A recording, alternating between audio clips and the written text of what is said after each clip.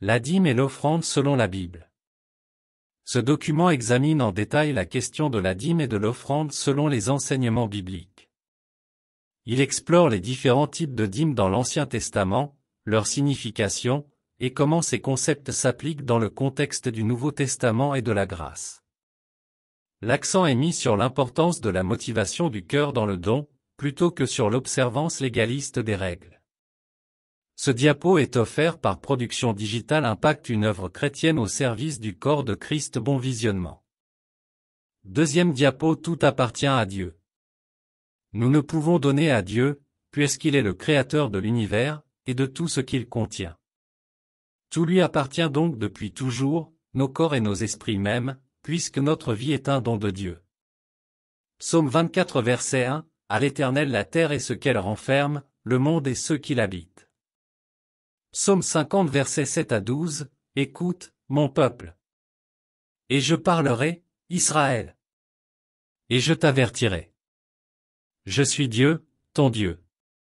Ce n'est pas pour tes sacrifices que je te fais des reproches, tes holocaustes sont constamment devant moi. Je ne prendrai pas un taureau dans ta maison, ni des boucs dans tes bergeries.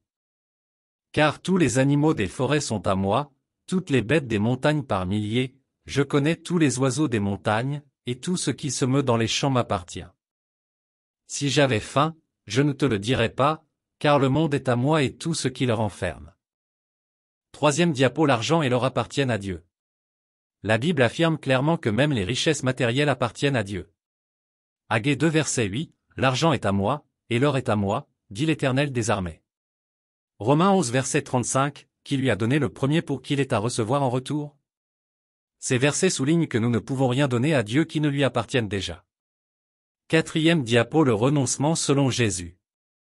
Le Seigneur Jésus-Christ a dit dans Luc 14 verset 33. Ainsi donc, quiconque d'entre vous ne renonce pas à tout ce qu'il possède ne peut être mon disciple. Cette déclaration met l'accent sur le renoncement total plutôt que sur le don partiel. Cinquième diapo. La dîme ou l'offrande, une question de perspective. Dîme ou offrande, la réponse à cette question est évidente. Nous ne pouvons donner à Dieu à qui tout appartient, ce qui implique que nous ne pouvons lui donner quoi que ce soit de matériel ou même de spirituel, et nous attendre à ce qu'il ait une dette envers nous. La bonne conception des choses est que nous pouvons éventuellement restituer à Dieu une partie des biens qu'il nous a donnés. Sixième diapo. La loi de semer et récolter. Il y a certes une loi de semer et de récolter, et des récompenses pour des bonnes œuvres accomplies. Mais, contrairement aux doctrines très populaires sur la prospérité, nous ne devons et ne pouvons jamais agir de façon à ce que Dieu ait la plus petite sorte de dette envers nous. Septième diapo. La toute-puissance de Dieu. Dieu qui a créé l'univers, le soutient par sa parole, et par sa toute-puissance. Il n'a absolument pas besoin de nos œuvres bonnes ou mortes, ni du si microscopique pouvoir de notre misérable argent. Matthieu 3 verset 9, car je vous déclare que de ces pierres-ci Dieu peut susciter des enfants à Abraham. Dieu pourrait donc et sans aucune limite, transformer de simples cailloux en chemin de pièces d'or. Huitième diapo. Ce que Dieu recherche vraiment. Ce que Dieu veut obtenir de nous, c'est notre amour, et il le veut avec une bonne attitude. C'est l'opposition entre la loi qui contraint, et la grâce, entre la servitude, et le zèle amoureux.